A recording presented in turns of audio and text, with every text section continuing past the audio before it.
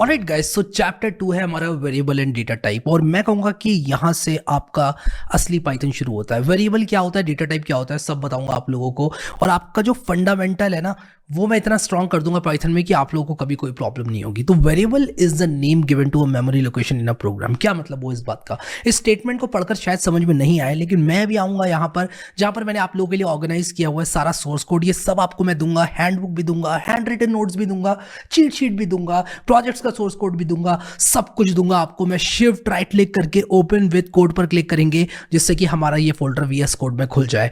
Plus पर click करेंगे और यहां पर मैं क्या करूंगा, variables.py नाम से एक पाइथन प्रोग्राम बनाऊंगा। तो variables.py नाम से मैंने एक पाइथन प्रोग्राम बनाया। वेरिएबल क्या होता है, अगर आपने यहां पर लिख दिया a is equal to 1, b is equal to 2 और आपने कह दिया प्रिंट a प्लस b, ठीक है, तो क्या होगा, a के अंदर आ गया 1, b के अंदर आ गया 2 और प्रिंट a प्लस b में 3 प्रिंट हो जाएगा। तो मैं इस प्रोग्राम को रन करूं तो इसका आउटपुट 3 होगा, जैसे कि आप देख सकते हो। तो यहां पर a क्या है, a वेरिएबल है, b क्या है, b भी एक वेरिएबल है। आप वेरिएबल को एक कंटेनर की तरह समझ लो। कंटेनर क्या होता है, जैसे आपके किचन में दाल होता है, चावल होता है, आटा होता है और भी बहुत सारी चीजें होती हैं किचन में। तो जो आपका किचन है उसमें होता है एक डब्बा, डब्बे के अंदर आप स्टोर कर सकते हो सामान। और उसी एनालॉजी को अगर मैं यहां पर लेकर आऊं तो यहां पर ये है डब्बा जिसके अंदर मैंने रख दिया 1। तो a एक कंटेनर है जिसके अंदर मैंने 1 रख दिया। 1 एक नंबर है तो a के अंदर 1 आ गया। तो जब भी मैं a कहूंगा उसका मतलब क्या होगा, उसका मतलब होगा कि 1 दे दो। अब जैसे मान लो एक लाल कलर का डब्बा है, एक नीले कलर का डब्बा है। लाल कलर के डब्बे में चीनी है और नीले कलर के डब्बे में दाल है। अगर मैं आपसे कहूं लाल कलर का डब्बा दे दो तो इसका मतलब क्या हुआ, इसका मतलब हुआ चीनी दे दो। तो लाल कलर का डब्बा कह लो या चीनी कह लो, बात वही है। इसी तरह से मैंने a इज इक्वल टू 1 जब कहा तो a के अंदर 1 स्टोर हो गया। ये क्या होगा कि आपकी जो रैम होती है, रैंडम एक्सेस मेमोरी होती है, उसके अंदर a नाम की मेमोरी लोकेशन पर 1 स्टोर हो जाता है। तो ज्यादा डिटेल्स में हम नहीं जाएंगे, हम बस वेरिएबल को अभी एक कंटेनर की तरह समझेंगे और कहेंगे उस कंटेनर के अंदर 1 आ चुका है। इसी तरह से b इज इक्वल टू 2 का मतलब होगा कि b के अंदर 2 आ चुका है। आते हैं वापस हैंडबुक पे। a इज इक्वल टू 30 किया यानी कि a के अंदर 30 आ गया। a is equal to Harry किया, a के अंदर हैरी आ गया। डबल कोट क्यों लगाया, डबल कोट का मतलब होता है स्ट्रिंग। और HARRY अगर मैं ऐसे ही लिखूंगा तो वो एरर देगा, लेकिन डबल कोट के अंदर मैंने लिख दिया तो मैंने इसको स्ट्रिंग की तरह मार्क कर दिया। और स्ट्रिंग की तरह मार्क करना जरूरी इसलिए है क्योंकि अगर हैरी नाम का एक और वेरिएबल होगा तो पाइथन इंटरप्रेटर को पता चल जाएगा कि मैं उसकी बात नहीं कर रहा हूं, मैं हैरी एज अ स्ट्रिंग की बात कर रहा हूं। उसी तरह से c इज इक्वल टू 71.22 मैंने लिखा तो एक फ्लोटिंग पॉइंट नंबर यहां पर आ गया। यहां पर a वेरिएबल का नाम है और 1 जो है वो एक कांस्टेंट वैल्यू है। b वेरिएबल का नाम है, 2 जो है वो एक कांस्टेंट वैल्यू है। यहां पर हम b को आइडेंटिफायर भी कह सकते हैं। आइडेंटिफायर मतलब कि आइडेंटिफाई करने के लिए जो नाम इस्तेमाल हुआ है। अगर आपका नाम रोहन है तो आपका जो रोहन है वो आइडेंटिफायर है और वैल्यू क्या है रोहन की, आप हो, कुछ ऐसा समझ लो आप। आइडेंटिफायर मतलब नाम जिससे पुकारा जाए। अगर आप कहते हो दिस इज अ कैट तो कैट आइडेंटिफायर है जो कि आइडेंटिफाई कराती है। आपको पता है, आपके दिमाग में एक बिल्ली की इमेज बनती है कैट सुन के, ओके कैट है तो कैट एक आइडेंटिफायर है। उसी तरह से आइडेंटिफायर्स कौन से वेरिएबल की बात हो रही है ये डिनोट करने के लिए यूज होते हैं। अगर मैं यहां पर लिख दूं c इज इक्वल टू 7 और मैं अगर यहां पर लिख दूं name is equal to double quotes में हैरी, डबल कोट का मतलब कि मैं स्ट्रिंग की बात कर रहा हूं।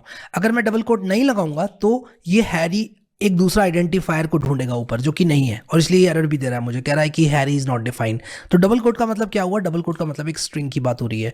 Name is equal to double quote Harry मैंने जैसे ही कर दिया वैसे ये समझ जाएगा कि मैं हैरी एज अ स्ट्रिंग की बात कर रहा हूं। फिर जब भी मैं प्रिंट नेम करूंगा तो हैरी प्रिंट हो जाएगा। तो ये था आइडेंटिफायर। अब डेटा टाइप्स की बात करते हैं। देखो हमने इंटीजर की बात करी, हमने फ्लोटिंग पॉइंट नंबर की बात करी यानी जिसमें डेसिमल होता है।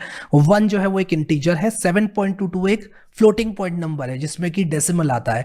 और अगर मैं हैरी की बात करूं वो एक स्ट्रिंग है जिसको हम डबल कोट में भी लिखते हैं। तो ये 3 अलग अलग तरह के डेटा टाइप्स हो गए। प्राइमरीली अगर मैं बात करूं पाइथन के अंदर integers, floating point numbers, strings, bullions और नन, ये प्रमुख डेटा टाइप्स होते हैं।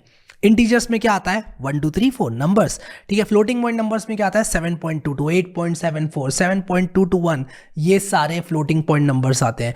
फिर इसके बाद स्ट्रिंग्स में डबल कोट के अंदर जो भी आप लिखोगे वो स्ट्रिंग हो जाता है। तो मैं यहाँ पर क्या करूँगा, एक data types dot P Y नाम से बनाऊंगा file, data types dot P Y. And let's do one thing यार, इनका ना इनकी नंबरिंग कर देते हैं ताकि आप लोग को पता चले कि पहले कौन सा प्रोग्राम बना था, उसके बाद कौन सा बना था। क्योंकि यार मैं सिर्फ आपको पढ़ाने पर भरोसा नहीं करता हूँ, मैं चाहता हूँ कि सोर्स कोड भी आपको बढ़िया से बढ़िया मिले, अच्छे से दिया जाए। तो यहाँ पर देखो, मैं अगर लिखता हूँ a इज इक्वल टू 1, तो मैं यहाँ पर लिखूंगा a इज एन इंटीजर। फिर अगर मैं लिखूं b इज इक्वल टू 5.22, तो मैं लिखूंगा b is a floating point number. फिर इसके बाद मैं लिखूं c is equal to Harry, तो मैं यहाँ पर लिखूंगा c इज अ स्ट्रिंग। फिर अगर मैं लिखूं d is equal to true, जो कि फॉल्स भी हो सकता था, और कैपिटल F से फॉल्स होगा, कैपिटल T से ट्रू होगा, ट्रू फॉल्स। ये बूलियन डेटा टाइप होता है पाइथन में। कभी कभी हमें सिर्फ इतनी बात स्टोर करनी पड़ती है कि क्या ये ट्रू है या फॉल्स है, हाँ या ना, तब हम बूलियन वेरिएबल्स का इस्तेमाल करते हैं। ट्रू फॉल्स ये बूलियन वेरिएबल्स होते हैं। अब आप देखो यहाँ पर मैं लिख देता हूँ d is a Boolean variable, ठीक है। तो ये हो गया हमारा बूलियन वेरिएबल। अब मैं अगर यहाँ पर लिख दूँ e is equal to none, ये क्या है, e is a none type variable, ठीक है। अब नन क्यों हम स्टोर कर रहे हैं, आपको कहोगे वाई, क्या जरूरत पड़ गई। कभी कभी हमें ये मार्क करना पड़ता है कि इस वेरिएबल के अंदर कुछ भी नहीं है, नथिंग। नथिंग को मार्क करने के लिए हम नन का इस्तेमाल करते हैं। अब आप में से कई लोग कहोगे नथिंग को मार्क करने के लिए फॉल्स का इस्तेमाल भी तो कर सकते हैं। नहीं, फॉल्स हाँ या ना, जब हमें किसी भी चीज को आइडेंटिफाई करना है हाँ या ना में, तब हम लोग बूलियन वेरिएबल का इस्तेमाल करते हैं। लेकिन अगर मुझे ये डिनोट करना है कि किसी पर्टिकुलर वेरिएबल में कुछ भी नहीं है, तब मैं इस्तेमाल करूंगा नन टाइप वेरिएबल का। I hope that is clear. अब हम बात करेंगे rules for defining variable names. अब आप एक बात बताओ मुझे, आपका नाम रोहन हो सकता है, आकाश हो सकता है, इजहान हो सकता है, आपका नाम समीर हो सकता है, लेकिन क्या आपने कोई ऐसा इंसान देखा है जिसका नाम 722XY_KP@ होता हो? अरे नहीं होता यार। आपने अगर देखा भी होगा तो होगा कोई नमूना, मैंने नहीं देखा कभी, ठीक है, और होता भी नहीं है। अब आप कमेंट मत करना कि मैंने देखा है और ये वो, अच्छा देखा है तो कर भी देना, लेकिन मैं आपको बताता हूं कि एक रूल होता है नाम को डिफाइन करने का।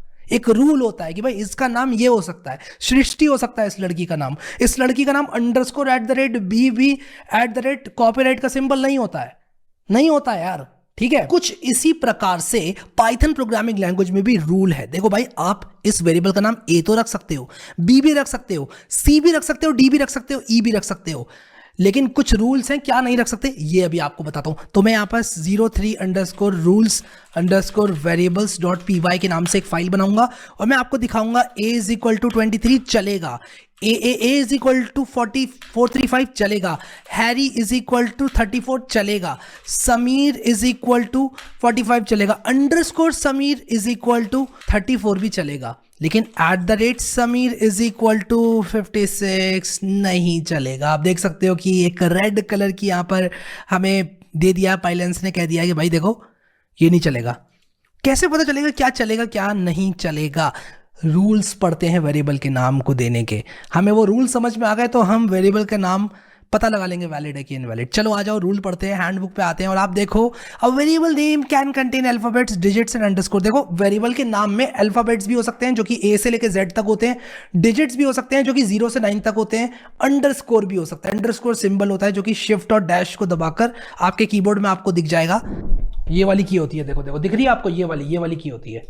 हाँ देखो, अंडरस्कोर भी दिखाना पड़ रहा है आप लोगों को। तो अल्फाबेट्स हो सकते हैं, डिजिट्स हो सकते हैं, अंडरस्कोर्स भी हो सकते हैं, लेकिन वेरिएबल नेम स्टार्ट हो सकता है सिर्फ अल्फाबेट या अंडरस्कोर से। यानी कि A से Z तक आप कोई भी कैरेक्टर यूज कर लो स्टार्ट करने के लिए, अंडरस्कोर भी यूज कर सकते हो स्टार्ट करने के लिए, नंबर यूज नहीं कर सकते स्टार्ट करने के लिए। 0 से स्टार्ट नहीं होगा। 0 समीर एक वैलिड वेरिएबल नेम नहीं है, 1 समीर भी नहीं है, 1 सृष्टि भी नहीं है, 1 दिव्या भी नहीं है, 3 कैटरीना भी नहीं है, ठीक है। तो उसी हिसाब से आपको ये रूल फॉलो करना पड़ेगा, ये रूल फॉलो करना पड़ेगा। तीसरा रूल कहता है कि a variable name can't start with a digit, सिर्फ अल्फाबेट और अंडरस्कोर से ही स्टार्ट हो सकता है, डिजिट से स्टार्ट नहीं हो सकता। वेरिएबल के नाम में वाइट स्पेस नहीं हो सकता, ये हमारा चौथा रूल कहता है। हमारा चौथा रूल कहता है कि वेरिएबल के नाम में कोई भी वाइट स्पेस नहीं हो सकता, ना ही स्पेशल कैरेक्टर हो सकता है। अंडरस्कोर की हमने बात करी है, वो हो सकता है, हाँ हो सकता है। अल्फाबेट्स हो सकता है, डिजिट हो सकता है, अंडरस्कोर हो सकता है। तो ये 4 रूल्स अगर आपको समझ में आ गए वेरिएबल को डिफाइन करने के, तो आप बता दोगे वेरिएबल अलाउड है, वेरिएबल नेम की नहीं है। अब आप देखो यहाँ पर अगर मैं आ जाऊँ वापस से, तो अंडरस्कोर समीर एक वैलिड है। ये क्यों नहीं था वैलिड? क्योंकि भाई एट द रेट से स्टार्ट हो गया। अच्छा ये क्या है? वैलिड वेरिएबल नेम नहीं है भाई, इसमें आ गया है एक एट द रेट का सिंबल, एक स्पेशल कैरेक्टर आ गया। अगर ये अंडरस्कोर होता तो चल जाता, एट द रेट नहीं चलेगा। ठीक है, तो बढ़िया यार, ये चीज़ आपको समझ में आनी चाहिए। ठीक है, तो ये था रूल्स फॉर डिफाइनिंग वेरिएबल्स। ये इनवैलिड है, ये भी इनवैलिड है। यहाँ पर मैं एट द रेट कर देता हूँ, तो ये इनवैलिड है due to at the rate symbol से स्टार्ट हो रहा है। ये इनवैलिड है क्योंकि इसमें एट द रेट नहीं हो सकता वेरिएबल के नाम में। अब आप कहोगे ऐसे रूल्स बनाए क्यों गए पाइथन प्रोग्रामिंग लैंग्वेज में? ऐसे रूल्स पाइथन प्रोग्रामिंग लैंग्वेज में इसलिए बनाए गए क्योंकि कुछ चीजें होती हैं जो कि पाइथन इंटरप्रेटर इंटरनली यूज करता है। ये जो एट द रेट होता है ना, ये हम देखेंगे जब ऑब्जेक्ट ओरिएंटेड प्रोग्रामिंग पढ़ेंगे कि कहाँ कहाँ यूज होता है ये एट द रेट, और कहाँ कहाँ यूज होता है, डेकोरेटर क्या होता है, सब आपको बताऊंगा मैं। और तब आपको पता चलेगा कि क्यों ऐसे रूल्स बनाए गए। ये बनाए गए ताकि पाइथन प्रोग्रामिंग आप लोग इंजॉय कर पाओ, आपको कंफ्यूजन्स ना हो, इसीलिए रूल्स बना दिए गए। भाई ये नाम वैलिड है, ये नाम इनवैलिड है, ये तुम यूज कर सकते हो, ये नहीं कर सकते, दैट्स इट। इस तरह की बात करने के लिए, इसलिए आप लोगों के लिए ये रूल्स बने हैं। Now let's come back to operators in Python. क्या होते हैं ऑपरेटर्स? देखो, अगर आपने थोड़ी सी भी मैथ्स पढ़ी है, अगर आपने 5वीं 6वीं की भी मैथ्स पढ़ी है, तो आपको पता होगा plus minus times divide arithmetic operators होते हैं, ये सबको पता है। लेकिन प्रोग्रामिंग में असाइनमेंट ऑपरेटर्स होते हैं। Is equal to assignment operator होता है। जब मैं लिखूंगा a is equal to 1 equal to, एक असाइनमेंट ऑपरेटर है जो कि कह रहा है कि a के अंदर 1 को डाल दो। वो कह रहा है कि a नाम से पुकारूंगा मैं इस मेमोरी लोकेशन को जिसमें 1 स्टोर है। a एक कंटेनर है जिसमें 1 स्टोर है। तो इक्वल टू एक असाइनमेंट ऑपरेटर होता है, प्लस इक्वल टू भी असाइनमेंट ऑपरेटर होता है, माइनस इक्वल टू भी एक असाइनमेंट ऑपरेटर होता है। फिर हमारे पास होते हैं कंपैरिजन ऑपरेटर्स, जो कि दो चीजों को कंपेयर करने के लिए यूज होते हैं। जैसे कि अगर मैं कहूं 1 इक्वल्स टू 1, क्या 1 इक्वल्स टू 1 है? अगर 1 इक्वल्स टू 1 मैंने लिखा है, अगर ये बात सच है तो ट्रू रिटर्न करेगा, वरना फॉल्स रिटर्न करेगा। देखेंगे अभी कैसे काम करता है ये। फिर होते हैं हमारे पास लॉजिकल ऑपरेटर्स, एंड, और नॉट। ये कैसे काम करते हैं ये भी देखेंगे। तो इन ऑपरेटर्स को एक एक करके हम लोग देखेंगे। तो सबसे पहले हम लोग देखेंगे अरिथमेटिक ऑपरेटर्स। जब हम लिखते हैं 7 + 4 इज इक्वल टू 11, तब 7 और 4 ऑपरेंड्स कहलाते हैं, और जो प्लस दिख रहा है ना आपको, वो ऑपरेटर कहलाता है। और जो 11 होता है ना इक्वल टू के बाद, वो रिजल्ट कहलाता है। तो मैं यहाँ पर आऊंगा 04_operators.py करके एक फाइल बनाऊंगा, और हम स्टार्ट करेंगे अरिथमेटिक ऑपरेटर्स से। क्या होते हैं अरिथमेटिक ऑपरेटर्स? अगर मैं कहूँ a इज इक्वल टू 34 और मैं कहूँ b इज इक्वल टू 4, और मैं लिखूँ प्रिंट, या फिर मैं लिखूँ c is equal to a plus b, और इसके बाद मैं प्रिंट कर दूँ c को। प्रिंट फंक्शन होता है जो कि प्रिंट करने में सहायक होता है पाइथन प्रोग्रामिंग के अंदर। और मैं अगर इसको चलाकर दिखाऊं आपको प्रोग्राम को, तो 38 आ रहा है। अगर मैं अपने वही 7 + 4 वाले एग्जांपल पे जाऊं, तो आप लोग को 11 दिखाई देगा, जैसे कि आप लोग देख सकते हो। 7 और 4 11 होता है। तो ये था अरिथमेटिक ऑपरेटर। मैं इसको थोड़ा कॉन्साइज बना देता हूं ताकि आप लोग को इजीली समझ में आए। इसके बाद हम लोग बात करेंगे असाइनमेंट ऑपरेटर्स की। जब मैं लिखता हूं a इज इक्वल टू, मान लो मैं लिखता हूं 4 - 2, तो जो इक्वल टू है वो असाइनमेंट ऑपरेटर है। तो मैं लिख देता हूं असाइनमेंट ऑपरेटर्स। असाइन, ये क्या कह रहा है? ये कह रहा है असाइन कर दो 4 - 2 इन a। ठीक है, अगर मैं लिखूं a प्लस इक्वल टू, मैं लिख दूं 3। सबसे पहले मान लो मैं लिखता हूं b इज इक्वल टू 6। मैं थोड़ा इजी करना चाहता हूं इस चीज को, और मैं कहता हूं b plus equals to 3।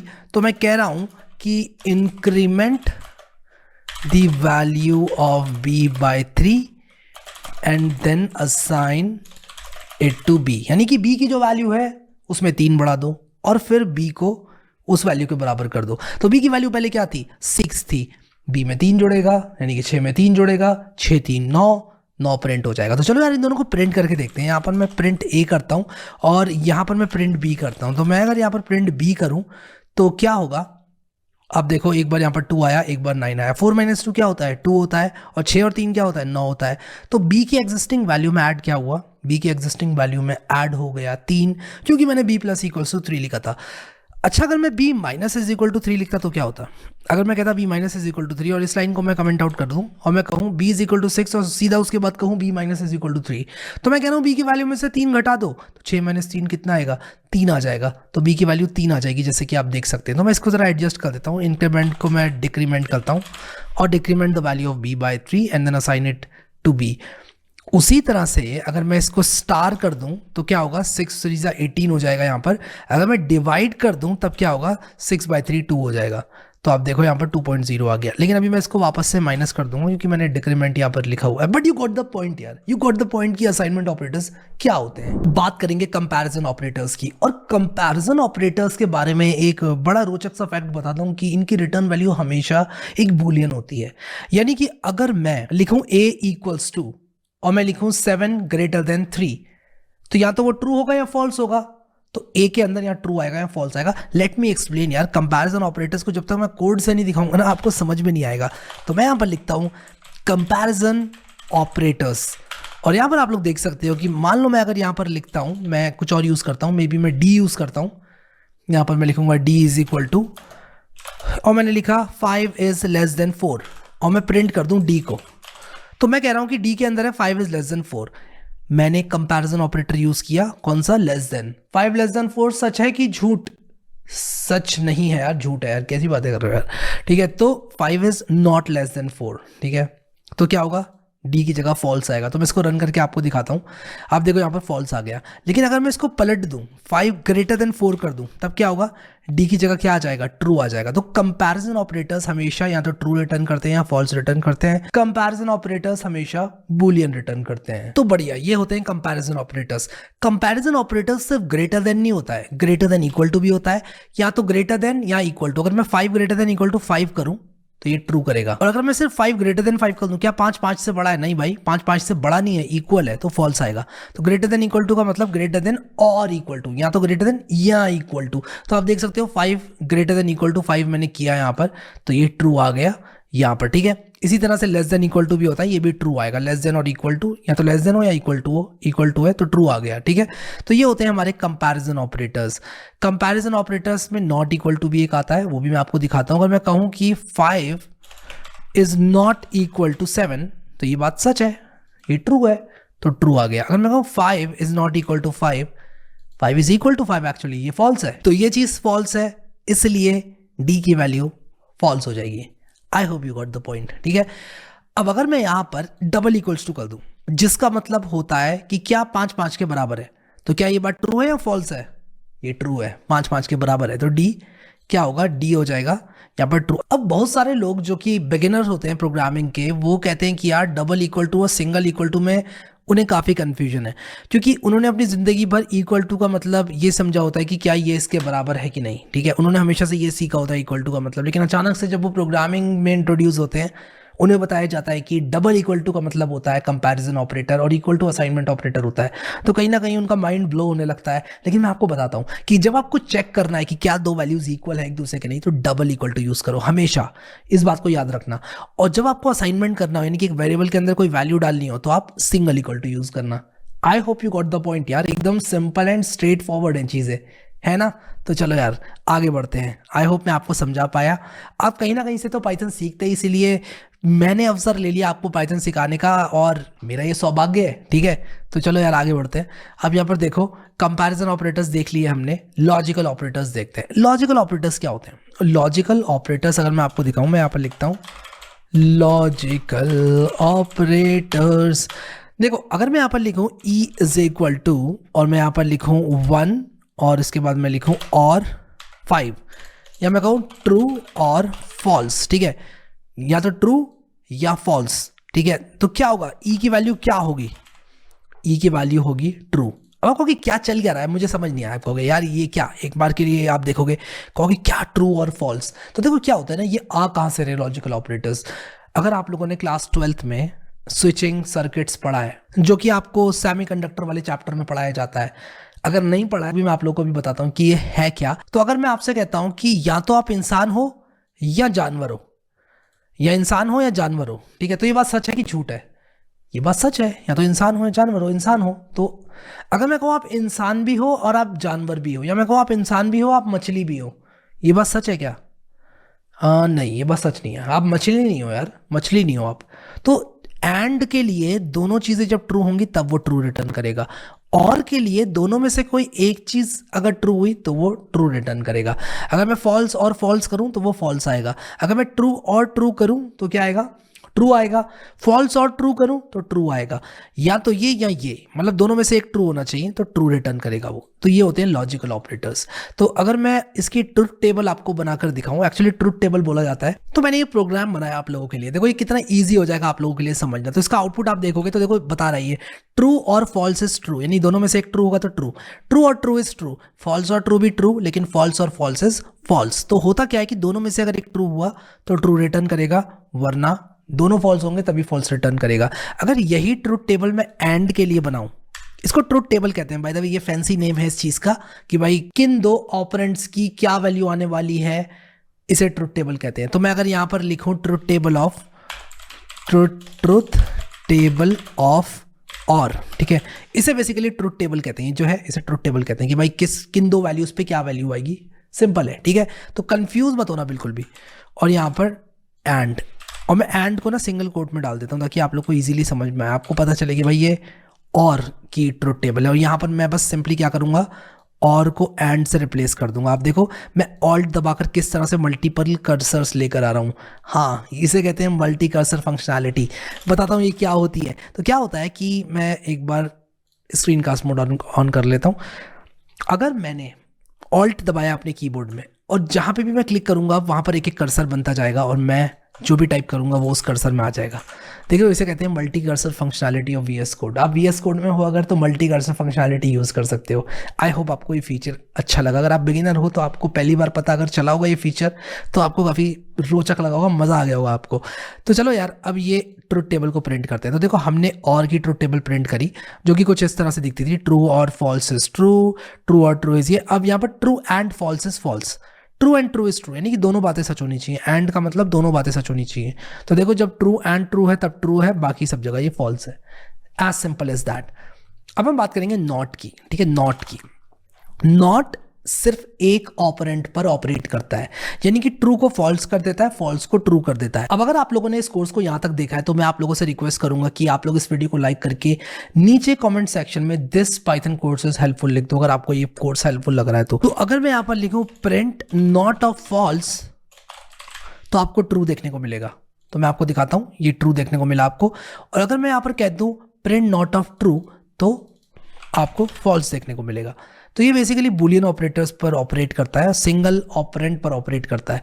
True को फॉल्स बना दे, फॉल्स को ट्रू बना दे, उसको नॉट ऑपरेटर कहते हैं। कमेंट में लिख दो कोई ना कोई, जो ट्रू को फॉल्स और फॉल्स को ट्रू बना दे उसे नॉट ऑपरेटर कहते हैं।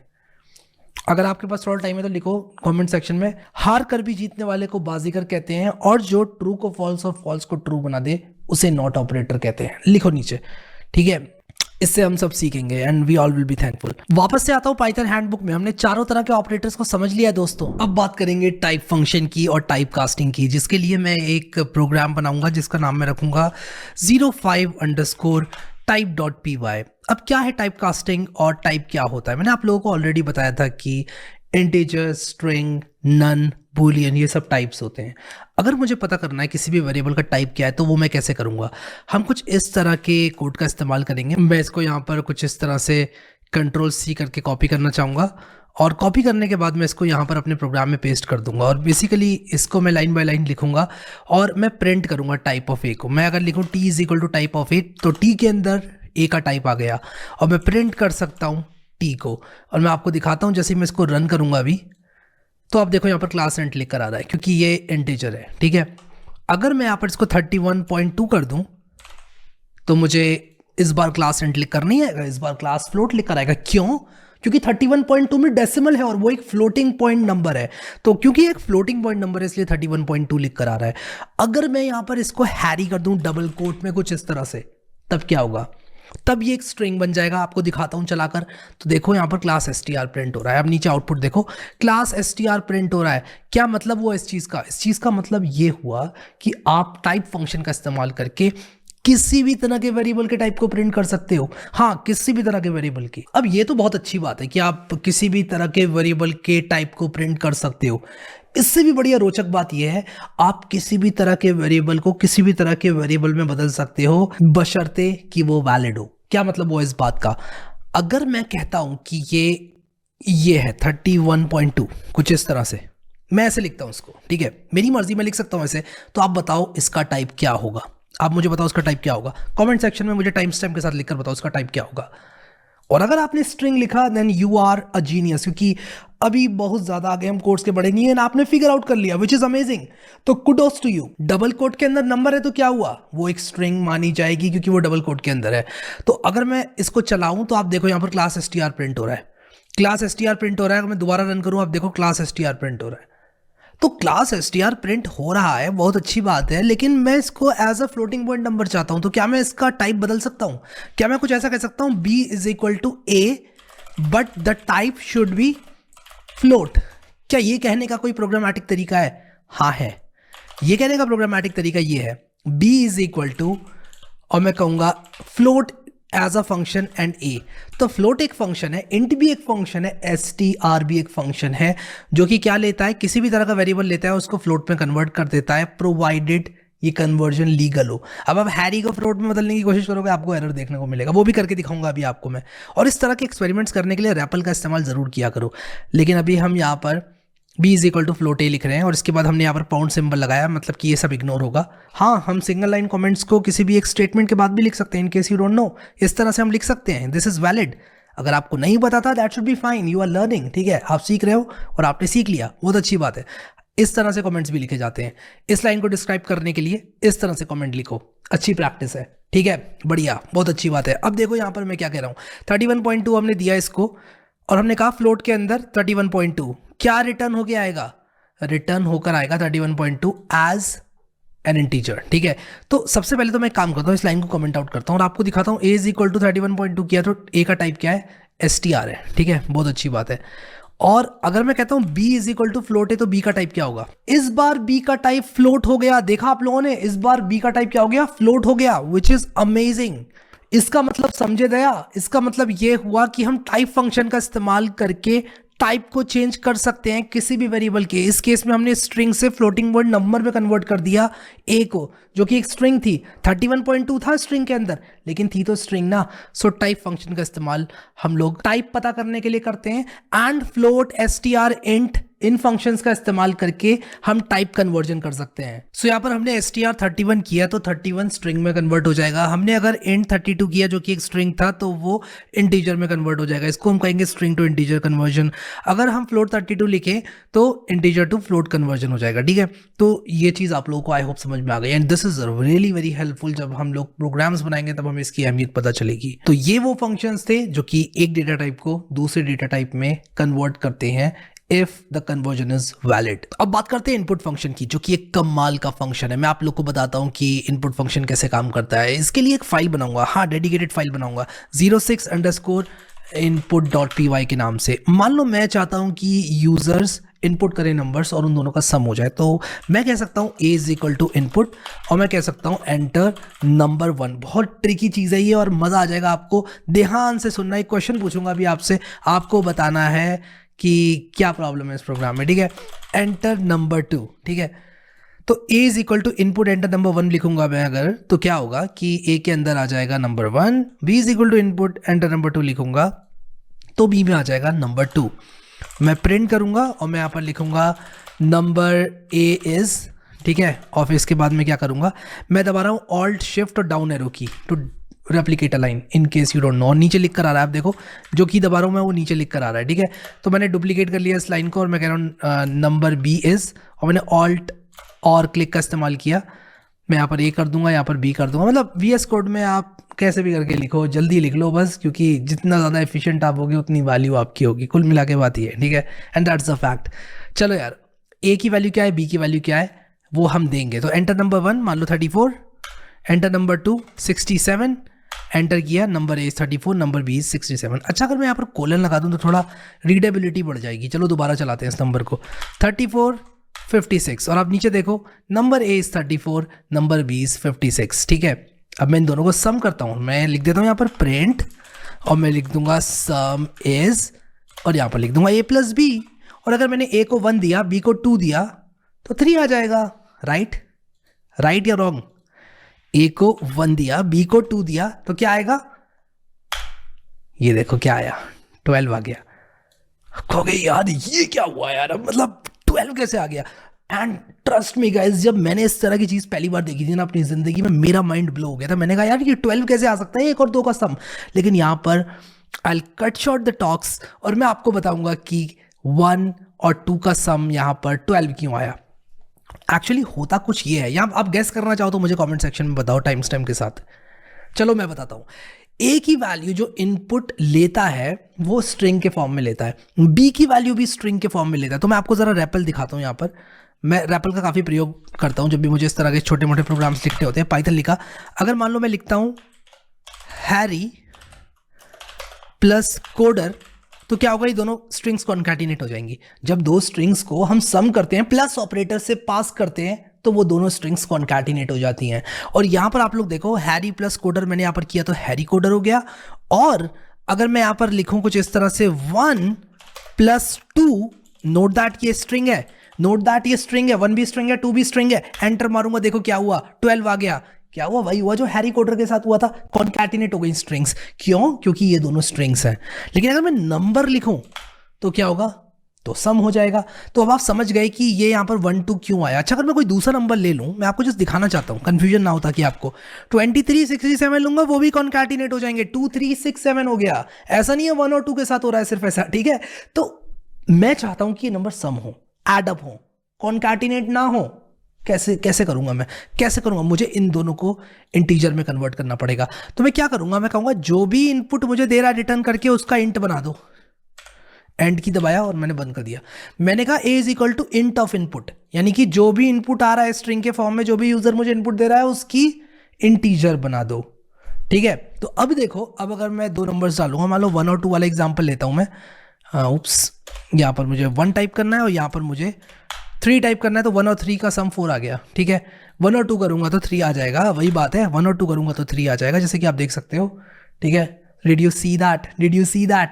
1 और 2 को सम किया मैंने तो 3 आ गया। How cool is that, amazing, ठीक है। तो ये चीज होती है यार, देखो आपको टाइप कन्वर्जन्स परफॉर्म करने पड़ेंगे एज एंड व्हेन रिक्वायर्ड। और इनपुट फंक्शन एक कमाल का फंक्शन है, straightforward way to take input from the user, straightforward way, एकदम बहुत ही कमाल का तरीका यूजर से इनपुट लेने का। And that wraps a chapter 2। काफी मजा आया हमें चैप्टर 2 में। और अब हम चैप्टर 2 का प्रैक्टिस सेट देखेंगे, जिसमें हम प्रैक्टिस करेंगे जो कॉन्सेप्ट्स हमने पढ़े हैं उनको। Let's move on to chapter 2 practice set now.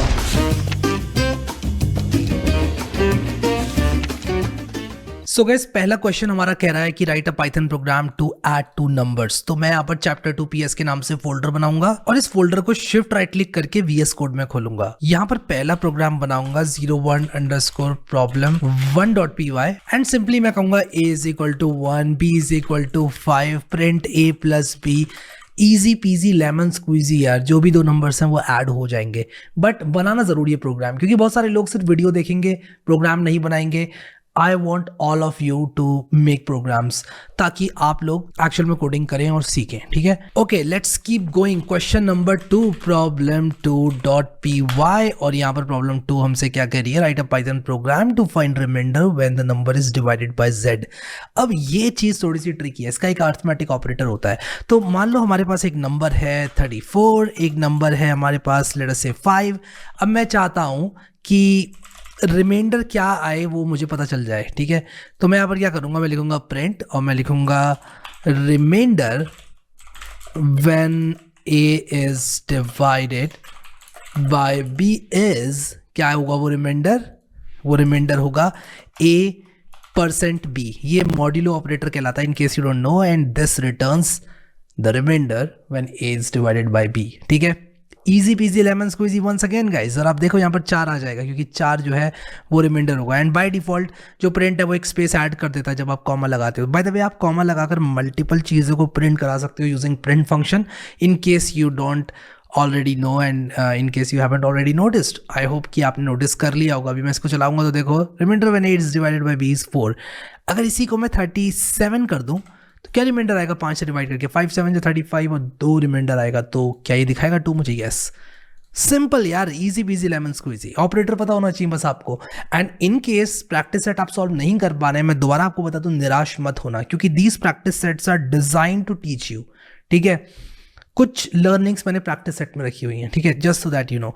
अब आप देखो यहाँ पर use comparison operator to find out, but उससे भी पहले check the type of variable assigned using input function. ये भी बहुत आसान है, तो मैं क्या करूँगा, बहुत आसान है ये भी।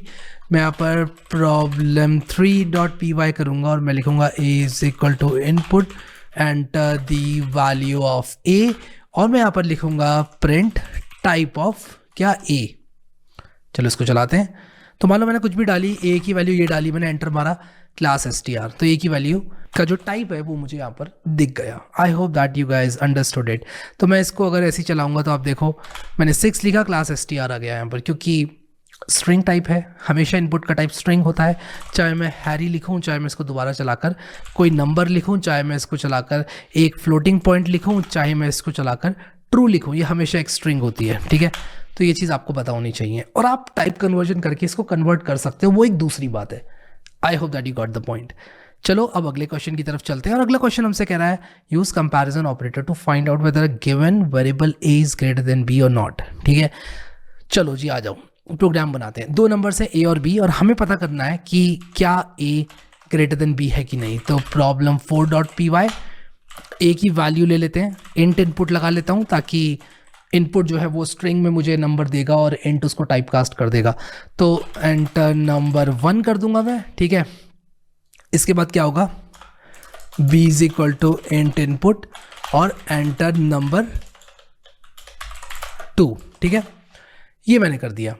दोनों नंबर्स आप लोग एंटर करोगे और उसके बाद हम प्रिंट करेंगे और लिखेंगे a is greater than b is अ, और फिर उसके बाद हम लिखेंगे क्या ट्रू स्टेटमेंट या फॉल्स स्टेटमेंट क्या है ये, तो इज कर देंगे और यहाँ पर हम क्या करेंगे, लिखेंगे a is greater than b, ठीक है। ट्रू है या फॉल्स है, तो यहाँ पर हमें दी हुई है वैल्यूज़ की, a को 34 लेना, b को 80 लेना, तो 34 लेता हूँ पहले, फिर 80 लेता हूँ। False, a is greater than b is false, ठीक है। तो मैं अगर दोबारा से कोई दूसरे नंबर्स लूँ जिसमें कि a बड़ा हो b से, यानी कि a को 45 ले लिया मैंने, b को 2 ले लिया, तो देखो यहाँ पर क्या होता है, a is greater than b is true आ गया, ठीक है। और VS कोड का एक फीचर बताता हूँ आप लोगों को इस प्रैक्टिस सेट में। मैं चाहता हूँ कि आपको जितना सिखा पाऊँ मैं सिखा दूँ। आप इसको ड्रैग करके ऐसे लेके जाओगे ना, तो आप इसको एक टैब बना सकते हो और यहाँ पर अपना काम करते रहो, इसका आउटपुट यहाँ पर देखते रहो। तो आप इसको चलाओगे कुछ इस प्रकार से, तो आप ऑटोमेटिकली इस टैब में आ जाओगे, यहाँ पर आपको आपका आउटपुट मिल जाएगा, ठीक है। तो आई होप ये ट्रिक आपको अच्छी लगी। तो यहाँ पर मैं इसको टर्मिनेट कर देता हूँ, क्योंकि ऑलरेडी प्रोसेस चल रही थी, मैंने नंबर्स डाले नहीं थे। तो मैं इसको चलाऊँ दोबारा अगर, तो ये दोबारा नीचे आ जाएगा 45, ये भी फॉल्स है क्योंकि ग्रेटर देन यूज़ किया है मैंने। हमें सिर्फ ये पता कराना है weather a given variable a is greater than b और नॉट, a b से बड़ा है कि नहीं, बस इतना पता करना है हमको। इक्वल टू की बात नहीं हुई है, ठीक है। Write a Python program to find an average of 2 numbers entered by the user. Very similar program, ठीक है, बहुत ही ज़्यादा सिमिलर प्रोग्राम है। तो 05 अंडरस्कोर प्रॉब्लम 6 या 5.py, ठीक है। तो मैं क्या करूँगा, मैं लेवरेज करूँगा अपने इस कोड को जो मैंने लिखा है, ऑलरेडी मैंने ही लिखा है, मेरा ही कोड है, तो मैं चुरा सकता हूँ। इनफैक्ट चुरा is not even the word, I can use my own code, ठीक है। और चैट जीपीटी से भी उठा सकता हूँ, भाई चैट जीपीटी भी चल रहा है यहाँ पर। कॉम्प्लेक्स टास्क करूंगा तो ईजी वाले टास्क चैट जीपीटी से कराऊंगा। इसी को कहते हैं using AI to your advantage, ठीक है, बढ़िया। Int input enter number 1 enter number 2। अब हमें क्या करना है, एवरेज निकालना है। तो मैं यहाँ पर क्या करूँगा, लिखूंगा the average of these 2 numbers is, और क्या होगा एवरेज हमारे पास, ब्रैकेट खोलूंगा a प्लस बी और डिवाइडेड बाय 2। ब्रैकेट लगाना ज़रूरी है ताकि आपकी कैलकुलेशन एक्यूरेटली हो जाए। हमेशा ब्रैकेट लगाकर कैलकुलेशन करें, कभी भी ये ना सोचे कि पाइथन बॉडमास कर लेगा, पाइथन आपको ऑटोमेटिकली करके दे देगा। पहले आपको अगर आप दिमाग में सोच रहे हो कि पहले मल्टीप्लाई होगा फिर डिवाइड, यार ब्रैकेट लगा लो, सिंपल सी बात है, ब्रैकेट लगा लो। जो चीज़ ब्रैकेट के अंदर होगी वो सबसे पहले होगी। तो a प्लस बी पहले इवैल्यूएट होगा, फिर डिवाइडेड बाय 2। रन करता हूँ और देखो यहाँ पर 45 लिया मैंने, और इसके बाद मान लो 45 और 55 ले लिया, ठीक है। तो देखो 50 आ गया इसका एवरेज, ठीक है, simple. Write a Python program to find average of 2 numbers entered by the user, we have done it. अब हमें क्या करना है, square of a number entered by the user, and this is even simpler. लेकिन मैं आपको करके दिखाऊंगा यहाँ पर, भाई मैं करके दिखाऊंगा आपको, ताकि ये ना हो कि यार करके ही नहीं दिखाया इन्होंने। problem6.py, और यहाँ पर मैं कहूँगा एंटर दी नंबर, यहाँ पर मैं कहूँगा enter the number. Let's do one thing, इसको पूरे को कॉपी करते हैं, ठीक है, पूरे को पेस्ट करते हैं। नंबर 2 की यहाँ बात ही नहीं हो रही है, एंटर योर नंबर कर दूंगा इसको मैं, ठीक है, एंटर योर नंबर और दी एवरेज दी स्क्वायर निकाला ना, square of the number is, square of the number is, और यहाँ पर a इंटू ए कर लो, a इंटू ए कर लो, वरना एक और तरीका आपको बताता हूँ मैं, a टू द पावर 2 भी कर सकते हो। वैसे आपने देखा होगा बुक्स वगैरह में a टुल्लू 2 लिखा होता है, बट पाइथन में वो वैलिड नहीं होता है। अगर आप शिफ्ट दबाकर 6 दबाओगे तो इस तरह का टुल्लू आ जाएगा, और a टुल्लू 2 लिखोगे आप लोग अगर, तो ये a स्क्वायर इस तरह से डिनोट किया जाता है कई बुक्स वगैरह में, लेकिन पाइथन में ये वैलिड नहीं होता है। पाइथन में आपको ए स्क्वायर लिखने के लिए a डबल स्टार 2 लिखना पड़ता है। नोट दैट a टुल्लू 2 लिखोगे तो वो ए स्क्वायर नहीं होगा, लेट मी टेल यू, ठीक है। तो a स्टार स्टार 2 मैं करूंगा तो क्या होगा, ए स्क्वायर हो जाएगा। तो इसको मैं चलाकर अगर आप लोगों को दिखाऊं तो आप देखो यहाँ पर मैंने मान लो 4 लिखा, और यहाँ पर square of the number is 16 आ गया, ठीक है। अगर मैं a इंटू ए करता तो क्या होता, अरे तब भी वही होता यार, a इंटू ए करता तब भी वही होता। बस a स्टार स्टार से क्या होता है कि a to the power 3, a to the power 30, 40, कितनी भी बड़ी पावर पे मैं रेज कर सकता हूँ a को, ये फायदा होता है बस, ठीक है। So let's run this program, और अगर मैं यहाँ पर 7 लिखूंगा तो दोनों 49 49 देंगे मुझे। ये भी वैलिड है, ये भी वैलिड है। क्या वैलिड नहीं है, टुल्लू वैलिड नहीं है, ठीक है। पाइथन में टुल्लू वैलिड नहीं है। बहुत सारे लोग करते हैं गलती, मैं इसलिए बता रहा हूँ, बहुत सारे लोग गलती करते हैं। यहाँ पर मैं लिख देता हूँ not valid, incorrect for finding square of a number in Python. ये इनकरेक्ट है, this is not how you square a number in Python, ठीक है। आई होप कि प्रैक्टिस सेट आपका बहुत अच्छी तरह से सॉल्व हो गया, आपने कर लिया सॉल्व, मजा आया। आगे आगे अगर आपको इजी लग रहा है तो we are going to raise the bar like anything. मैं आपको बता रहा हूँ आने वाले टाइम में हम चीज़ों को बहुत हायर लेवल पर लेकर जाने वाले, लेकिन मैं चाहता हूँ कि सारे बिगिनर लोगों का हाथ पकड़ के मैं ऊपर लेकर जाऊँ, जिसकी वजह से मैं थोड़ा स्लो जा रहा हूँ। बट मेरी बात याद रखना, we are going to raise the bar like anything. और आप लोगों को ये सारा सोर्स कोड मिलने वाला है। तो हमने चैप्टर 1 कर लिया, चैप्टर 1 का प्रैक्टिस सेट कर लिया, चैप्टर 2 हमने कर लिया, चैप्टर 2 का प्रैक्टिस सेट हमने कर लिया। ये हैंडबुक दे दूंगा, चीट शीट भी दे दूंगा आपको, सोर्स कोड तो दे ही दूंगा, उसी के साथ साथ प्रोजेक्ट का सोर्स कोड, सब कुछ मिलने वाला है आप लोगों को। मिलता हूँ मैं आप लोगों से चैप्टर 3 में।